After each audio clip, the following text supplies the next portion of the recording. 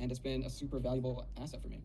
And I wanted to show you how I'm using it right now and how these, major labels and successful artists are using artist tools to promote their music while generating up to 2K a month. I know that sounds crazy to say on the surface, but I've got case studies to show you. It's not going to be that crazy once you actually see.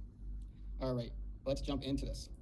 So if you're anything like the artist that I've had the pleasure of working with, you probably aren't releasing on a nice tight schedule, not super consistent. You're marketing, but maybe putting in lots of time, money, but it's not getting to where you want it to. And then everyone also thinks that there is this like big hidden secret. This is what I felt like in the beginning, but I'm telling you, this is not the case. So like me, like most artists, everyone's tried playlist promo, through Submit Hub, whatever it is, right? Ads is complicated, and posting on social media. But that's just, those are just hard to do. It's hard to crack the algorithm. It's just nothing's really sticking all that hard, right? I think everyone here knows it's not actually rigged, but, it definitely feels a bit rigged, okay? And obviously, the music industry is really difficult to crack into. I got some cool stats to show you here that are, I feel like kind of sad at the same time, but, less than 3% of artists are capturing 90% of all streams. So that means if you're not in the 3%, you're in the 97%, generating only 10% of streams. So there's like kind of a huge monopoly going on with the top artists. 36 million tracks are released every single year. This is before AI too. So I'm imagining that's gonna like double in the next coming years. Major labels are gatekeeping everything. I don't blame them. Independent is becoming huge now. So no big deal. And then music discovery happens through playlist curators now, Spotify editorials, algorithms, right? That's what dictates music discovery now. And if you haven't like mastered your marketing systems, the music gets lost here, okay? This is where great music goes just to die. This is where great music goes to die. It doesn't really matter how good your music is. If it's like buried under rocks, it's gonna be unfindable. It's gonna be invisible, right? So if your feed is anything like mine, you're seeing people blowing up, people are getting like millions of views on TikToks, editorials are sharing all these people, right? And this isn't, it looks lucky, it looks like, overnight success story, but it's not. This is not a result of luck. These are the overnight success stories that they try to sell you, but people don't blow up. People don't just blow up. It's always years of hard work, a slow burn, and it's never what it really seems.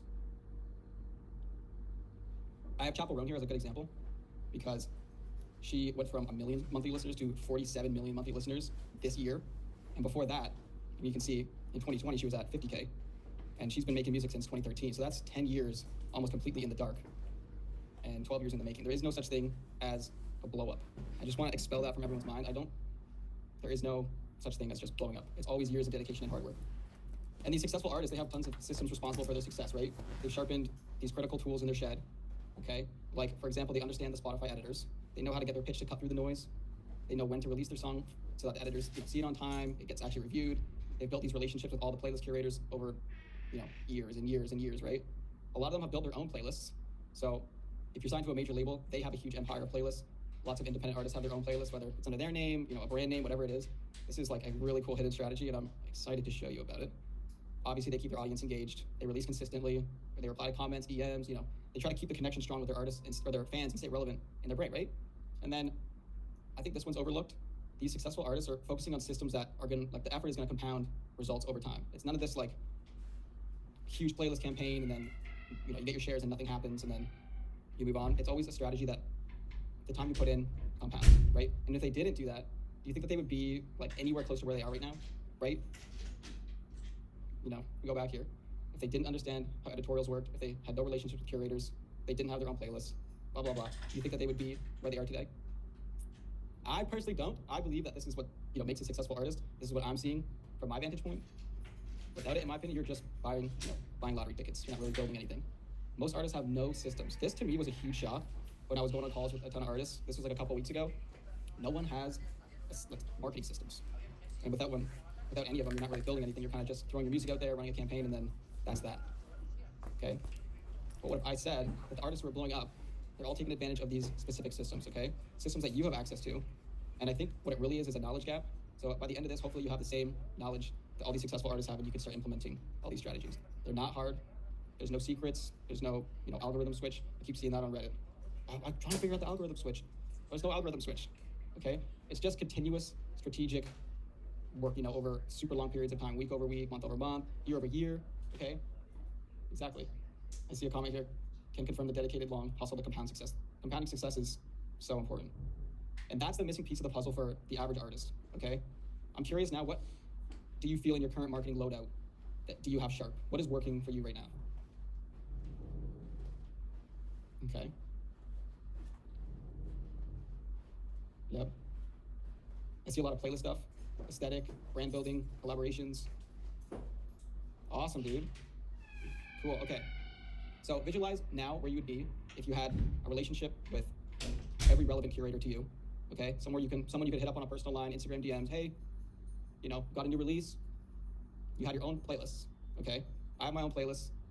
They're pretty lucrative. Ones that actually generate you money, and you get to promote your music at the same time. And then you can cut through all the noise with the Spotify editors. Like, just create the sharpest pitch, release the right time. Imagining where I was before I was doing this, before the artists I work with were doing this, and it's, hard to fathom. Okay, this is what's working right now. Building your own playlists that generate income, actually turning playlist submissions into legit relationships, and then mastering your release strategy and editorial pitches. Okay, these three things alone will, every single successful artist is doing this. And the best part is they don't have these special tools. They don't have different data. Everything's the same. They have the same tools, same data, same strategies as you do. So we can make this extremely accessible. The way I see it is they just know what works. Okay, they don't need to waste their time trivially testing a bunch of different things, putting time into different types of ad campaigns, or hopping on all the trends and seeing what happens.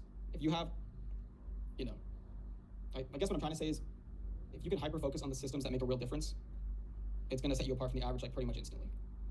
And I'm going to pull back the curtain, as they say, and show you those three strategies now that the major labels are using, successful artists are using. Okay, so we got building your own playlist empire. So this means you get a reoccurring amount of streams coming in every month, guaranteed. You can make money, $500 to $2,000 a month by listing the playlist on Submit Hub, Groover, Submit Link, Playlist Push, One Submit, Playlister Club, Song Tools, like Muso Soup. The list goes on. There's a huge demand for curators 24/7. Okay, and owning a playlist is the biggest piece of leverage you have in the music industry. I have a ton of big playlists, and you'd be surprised at who reaches out. Labels are trying to collab on stuff. Artists, how can I get in the playlist? Think of the relationships you could build by having a door into the world like that. It's pretty crazy. How successful artists are actually doing their playlist promo, right? One second. How they're finding the right playlist, how they're getting accepted more often than other artists, and how they're turning these shares in a playlist into an actual working long-term relationship. It's not just, the end goal is not just to get placed in a playlist. That's the beginning of a potential working relationship. And then obviously getting on Spotify's radar, when to release your song, how far in advance, what to write in your pitch to cut through the noise. Okay, this isn't theory. I would never come to you with marketing theory. I'm showing you this because I know for a fact that this works. I use this. The labels I work with use this. The artists I've had calls with, the ones that are successful, are, they're doing this. I have a little rap sheet here. All the major labels are using artist tools. I also own Submit Link, which is a playlist submission site. Got the largest curators on there. I get to see, from my vantage point, what they're accepting, what they're declining. Is adding a pitch to your submission increase the odds? By the way, it does. Just stuff like that. I get to see what separates an average marketing campaign and an average artist from a successful artist. It's a pretty cool vantage point. I'm not going to lie. But it feels so obvious from up here. So artist tools, like I said before, I built this to implement these strategies for myself. So I figure, this is what's going to make this all easy to do. Now, I want to start with building your playlist empire. So excited about this. So I'm breaking it into three parts. You've got your SEO, your curation, and your ads. Okay? That's the three parts of building a playlist. But first, I want to show you Russ. He's someone that I connected with recently as a artist tools user. He's an artist, and he's not a curator, but 10 months ago, he started building out all of his own playlists. He's like, I'm done getting rejected. Let's just see what happens. This is what he sent me. Hold on. Excuse me. This is hard to take in, I'm not gonna lie. But the gist of this is from his playlist alone, he's generated 50K streams in the last 10 months. Most of that has been recent as, things are compounding. Every single month he's getting more streams than the last from these playlists. He's on track to do 650K streams this year, which is so cool because he literally just started his digital streaming, publishing on Spotify, a couple months before he started building these playlists. He had a popularity score of 2. He now has a popularity score of 25. He had 11 followers, now he has 1,100.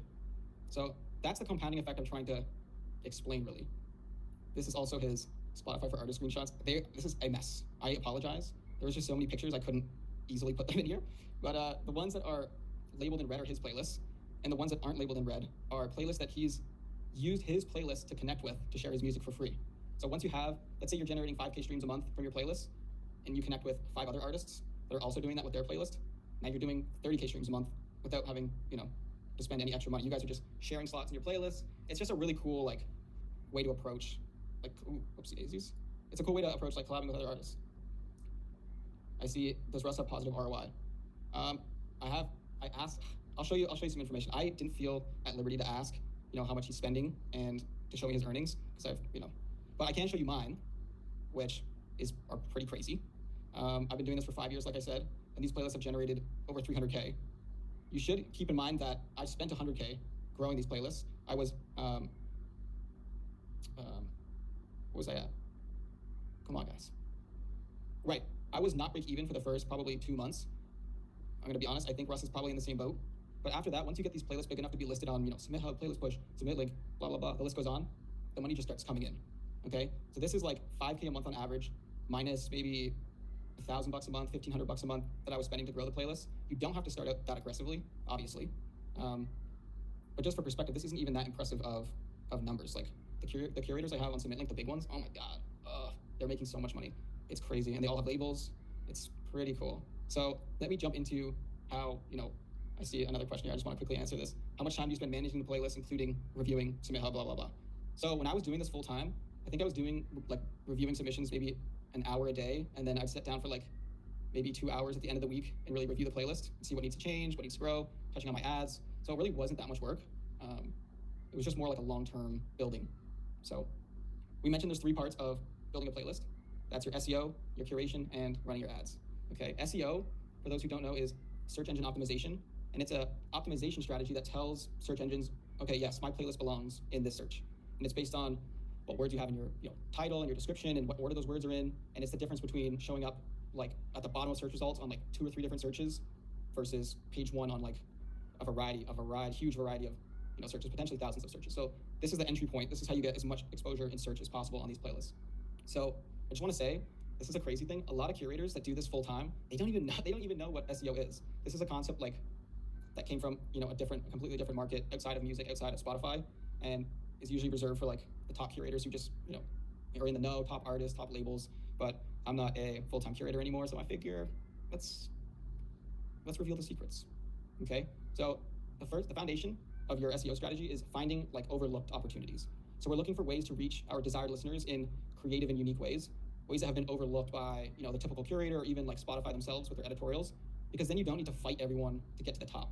It's like finding I use this comparison when I explain it to my friends. It's like finding a route with no traffic during rush hour. That's how I see it. So let me show you how to find a good opportunity. So I like to do this in 2 ways on Artist Tools. The first way is we can go to playlist search and we can type in a genre, obviously our genre. I'm gonna type in funk. And then we're gonna drop the follower count down to get rid of all these like monster playlists. We just wanna see what small playlists are popping off right now. The little guys. These are the opportunities that are shining. And dude, the site always loads slow when I'm demoing for somebody. Okay, perfect. And then we can sort by fastest growing, and we can see this is funk, right? A lot of these playlists don't even use the word funk in the title because it's so oversaturated. They're doing these things like Aura, Gym TikTok, or type stuff like that. So I have this one highlighted here. This one I thought was so interesting because this one plays on psychology a lot. I'll explain it in a bit. But we can see they just have the name Adrenaline. That's it. They don't mention the genres. They don't even have a description, which is, potentially an opportunity to outrank this playlist, but, that's another day. Where was I at? Right, okay. If you go to the SEO tab, we can see that, like, a bulk of their traffic is coming just from people typing Adrenaline. And if we go into the Adrenaline keyword, this is a way for us to see, okay, what playlists are ranking for Adrenaline in the US on Spotify. We can see that if I just select the genres column, you can see Spotify has an editorial named Adrenaline, but it has these weird, Zoomer gaze, Dreamo, grunge gaze, like these genres that, I don't know. The point I'm trying to make is this tiny playlist that's curated it completely differently has just dominated Spotify because clearly Spotify's out of touch with what listeners are expecting in this genre. But this playlist nailed it and just outranked immediately. Growing, what is this, like 100 times faster or more? So that's how you can find good opportunities. Just go and search, put your genre in, drop the metrics down, and look for stuff that's popping off, growing really fast every day. And another way I like to do this is I do the same thing on the Keyword Explorer page. I already inputted funk, and then I filtered out the keyword funk and funk because funk is a synonym for this. And we get to see all the other popping keywords that people are using to like cater towards the funk audience. It's like aura, jump style, troll face, aura music, I could probably keep going, but that's the idea. You're looking for opportunities that, aren't being dominated. So that's how you do that. We're finding the clever angles. That's the first step of your SEO strategy. The next step is when you title the playlist, ideally you would like a title that, someone is going to type into search like word for word, letter for letter. If someone types your playlist title in search like verbatim, that's just about as strong of a match as you can get, and your playlist is just going to go right to the top, right? So adrenaline, I'm sure people are typing adrenaline. His playlist is just called adrenaline, right at the top. I'll show you some good examples of this in a second. Next up is the description. It's the same concept. You want to include as many, different exact search phrases in your description as possible. So, that could be a mood, that could be a vibe, a genre, an activity like, workout, gym. You just want to cover as many different intentions to get to that kind of playlist as possible. That's the purpose of a description. And again, you see playlists all the time that don't do that, and they're not informed. So, if you do this correctly, you'll show up in a much, much wider variety of searches across Spotify than just what your title, is labeled. So here, let me show you some good versus bad titles. I go here. So we have two bad ones, Pop Sauce and Hot Hits. Would you ever search for those? Would you ever type that in search? I wouldn't, personally. So that's the kind of idea. In workout playlist, people type in workout playlist, I'm at the gym, workout playlist. Or, clean summer. This is like playlist with no swearing, a summer playlist with no swearing, clean summer playlist. People are actually typing that in. So you want to find some country hits, R&B classics, 90s R&B. These are examples of good titles and good descriptions here. Let me show you a good description as well while we're here. Look at this, okay. Best clean summer songs of 2025, 2000s, 2010. So this instantly captures anyone that writes in 2000s, 2010. Top party hits, Christian music, safe, beach. It just goes on, right? That's the idea. You want to cover, these are keywords that someone's going to use to find a clean summer playlist, okay? Now, the next part of your building a playlist empire is what tracks you choose to include in the playlist. This is another thing that a lot of curators get wrong, especially the ones that have a ton of money because they don't realize the impact. They just have a shit ton of money and they're just pumping ads. Doesn't really matter. It's growing no matter what. But yeah, curation is what tracks you put in your playlist. Your SEO strategy gets them there, and the tracks in your playlist keep them there, right? Okay. This is what keeps people engaged with the playlist, and ultimately Spotify's ranking playlists in search based on how engaged they are, and a highly engaged playlist is what we need to jump to the top. So, okay. I have a note here that says, one bad song at the top of the playlist can kill your progress, which leads me, I wanted to show you this. Here's a playlist this is just to show the importance of what music you put in your playlist. Okay, so this is a playlist we were growing. It started taking off. You can see amazing growth, 400 followers a day. That's a dream, okay? And we just sort of, around here, we started filling the playlist with our label songs, pumping it full of stuff. We're like, yes, this is a money printer. Let's throw all our stuff in there. And then it started declining. And we're like, what's going on? And then, at the beginning of the year this year, we're like, screw it. Let's just try to get rid of all of our songs and see what happens. And when we did that, the playlist recovered and started growing even faster than it was before, up to 1,000 followers a day. So the point I'm making is the tracks in the playlist matter. You can't just throw whatever you want in there. Order matters, psychology matters, the whole 9 yards. And I'll explain how you can fit your songs in there without affecting that. So I do what's called psychology-based curation. I gave it this name. I see how much do you spend a day to achieve 400 followers a day. That playlist is not growing from ads. That playlist is growing from search. So, if we go back here, we can see I was running ads around here. I think I was running $10 a day. And I was getting 10 followers, 10 followers a day, not too bad. And then the goal is that those ads eventually spiral into organic growth. I'm still spending $10 a day on this playlist, but now it's doing 400 a day, 500 a day, 1,000 a day. I'm still getting those 10 followers a day from ads, but the rest of that's coming from search. Okay. Now, we want to, like I was saying, psychology-based curation, right? We want to curate a playlist with tracks that will produce the most engagement. This is how we climb up to the top of search results, right? Which turns our ad spend into organic growth. That's the ultimate goal. And a song has to check these boxes to be engaging. Does the listener already know it? Is the melody familiar enough for them to sing along? Remixes are fine. People remix popular songs all the time. Those work. Is it hot right now? Are people listening to this? And then does it flow nicely from song to song? How they have where the two songs merge together, the autoplay merge? If they are clunky, that's going to affect engagement. Believe it or not, right? All these little things you wouldn't even think about. Now, how do we find these tracks? Okay, how do we find these tracks? We can use artist tools to do that. That's what I use. I've optimized artist tools for this exact workflow. There's many ways to do it, but my 2 ways of doing it are I exclude anything below a 50 popularity score. And for those that don't know, popularity score, this is a number between 0 and 100 Spotify assigns every artist and track, and it indicates how popular it is, at the given moment. A song could have 1 billion streams, but be at a 2 popularity score. That just means no one's listening to it anymore. So 50 and above, and then I like to just copy the top performers, because if they're performing very well, it's proven that their curation is working. So let's use the Clean Summer playlist as an example from earlier. So I'm making a Clean Summer playlist. Clean summer is my keyword. So I can go into clean summer. Excuse me. And we get to see the top 50 playlist ranking for clean summer. Ideally, I want to go in and find the ones growing the fastest. Like this guy, 72 a day. This guy, 49 a day. And we can go in here and go, okay, what are they doing right? Why are they getting all this organic growth? Oh my gosh. Like I said, every time I go to demo something, things are slower than normal.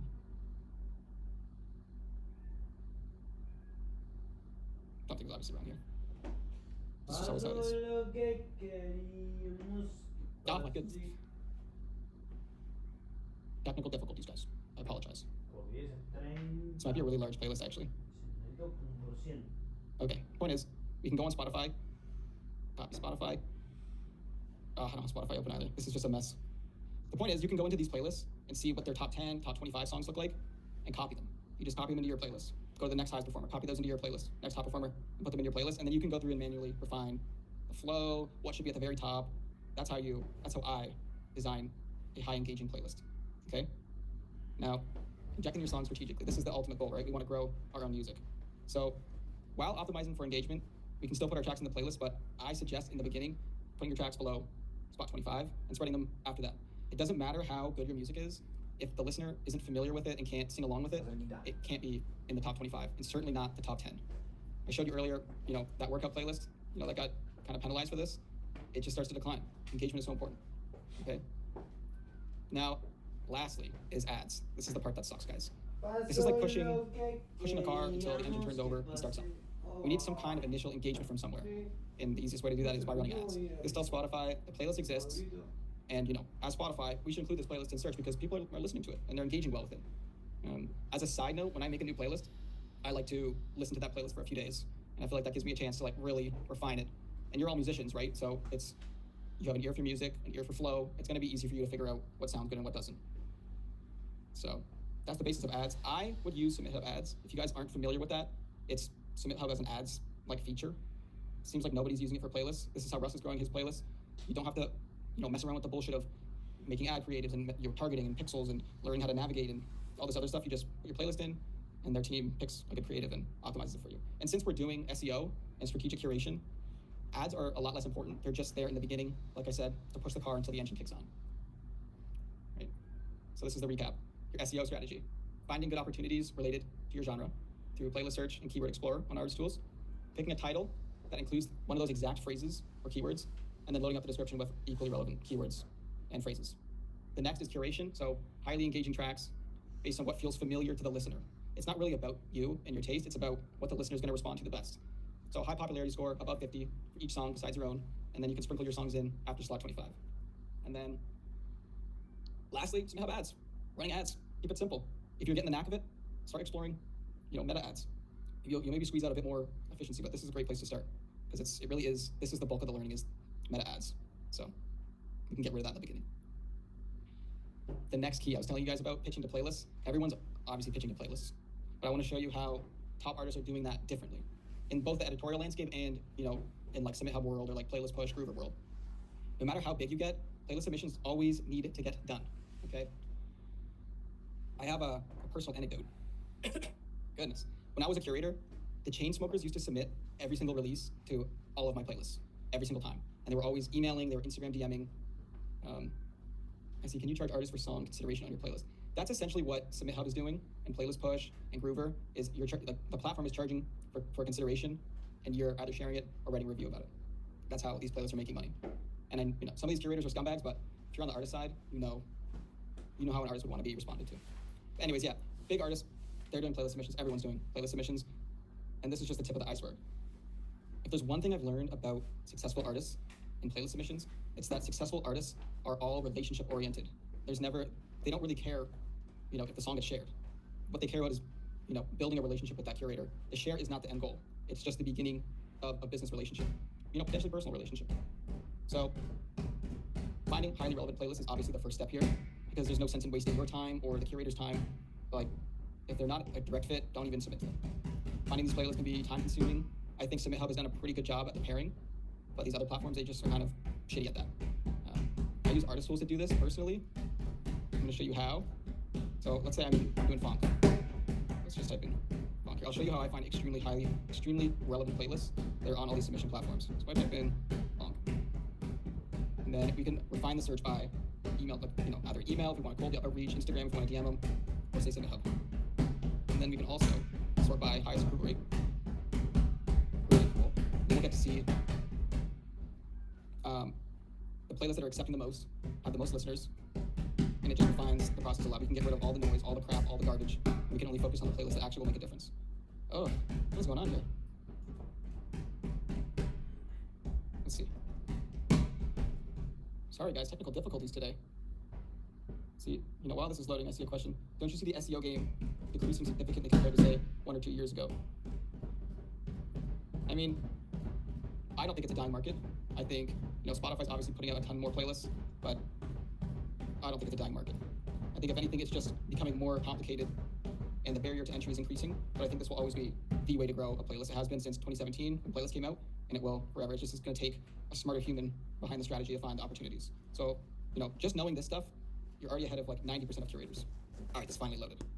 Okay, now we can, I'm gonna bump this up a bit. I care about playlists with that I'll get at least 500 streams a month from. Oh, maybe that was a bad idea. We're gonna have to wait for that. I think you guys get the idea that I'm getting at. You can filter playlists here by how often they're likely to accept you. And I think that's a great place to start, finding highly relevant playlists, because these submission sites aren't really gonna show you that. So this is good no matter what submission site you use. Now, once you land in a playlist, or once you send out a submission, you should be supporting their business in some way. Okay? Engage with them, follow them on social media, like their posts, comment. But you have to do this with no intentions of getting any support back. You can't look desperate or get bummed when if they ignore you. You just want them to respect what you're building, your vision, your brand, and not bombard them with demands. This has always worked for me on both sides, the artist side and the curator side. As an artist, when I build a relationship first, when I follow them, engage with them before submitting to them, my name is fresh in their mind, and when they see my submission pop up in their feed of hundreds of artists, this like warm fuzzy feeling, they got someone who's just supporting the brand with no strings attached. And on the curator side, it's the same thing. Artists supporting me with no strings attached. They just commented and engaged with me. They have no demands. I share them. Sometimes even if I didn't like the song, I share them because I like them. They supported me. Relationships are essential. So another great way to do this is to make your share your song. You can put the playlist on your story and tag. Oh, thank you. Thank you for sharing my friends. You know this playlist. It's a banger. DM them and thank you. I've been listening to the playlist for the past few days when I've submitted to them. It's a banger playlist and it feels surreal to have my songs on it. That's relationship building 101 in this regard. And then, you can obviously follow up periodically. This is something that I've been really, right before I play the song, a couple days. Oh my god, dude, I've got people DMing me about your playlist. Like, I'm getting fans from your playlist. They're editorial fans, blah, blah, blah. They actually did. But sending them that, finding the curator that making a difference was, very successful for me. The last thing is be in the forefront of their mind. It's always good to remind them that you exist. This makes you stand out. Okay, a lot of this stuff is like psychology.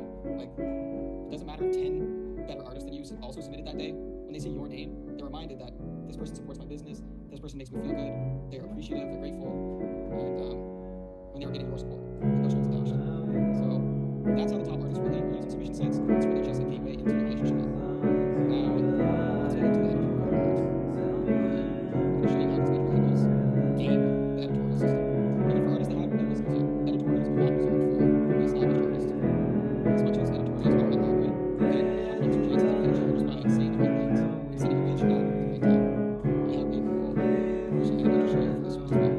So my label is this artist right here, and he had released just one song, and the song only had like more than 10K streams. It's something that's up with our servers right now. The timing is ridiculously bad.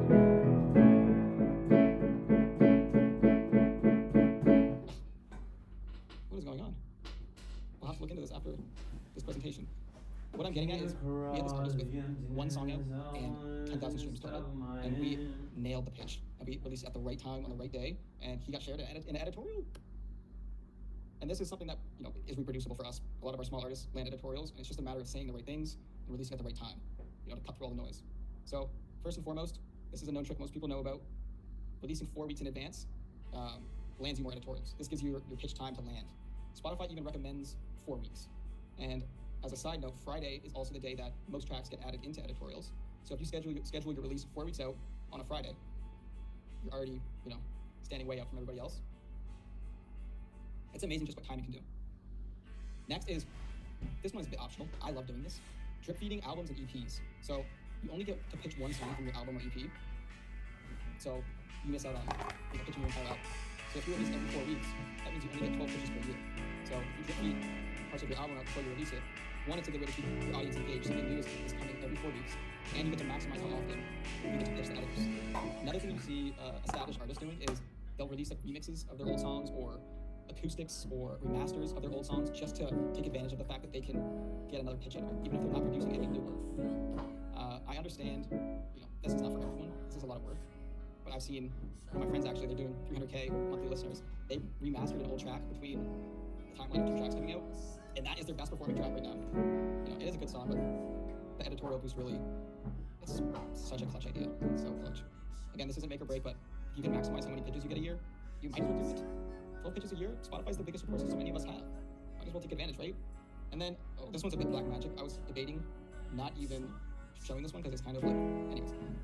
But it can't hurt to follow the actual Spotify editors on Instagram.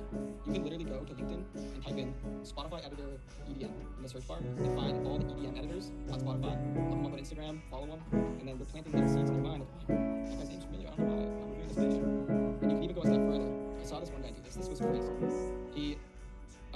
He followed all of relevant artists that editor also followed, and then he just started engaging with them, and then his name obviously started showing up all over the place to this editor, and then lo and behold, he started landing more editorials. So black magic, do it or don't, but some of our artists have done that. They swear by it. I think it's too much work, but good potential angle. And now for your actual pitch. Okay, someone could host a masterclass on how to make a good pitch. So much goes into a good pitch, but thankfully with the help of the labels we've been working with, the artists I had the pleasure of working with, I was able to train an AI on like hundreds of winning pitches that these labels and artists sent me, which is so cool. It just takes all the bullshit out of it. To boil it down, Spotify really wants to know a couple main things. They want to know what's the premise of the song, like what's the story, can I relate to it, is it part of a larger rollout, is this part of an album, or is this just a one-off? Did you work with anyone notable on it? Things like that. Sell your vision to them and get them as excited as you are about the track. So that's the first question you need to answer. The second one is, what makes this song relevant today? Spotify editors don't really ask themselves. Not to tell them why it's relevant. It's related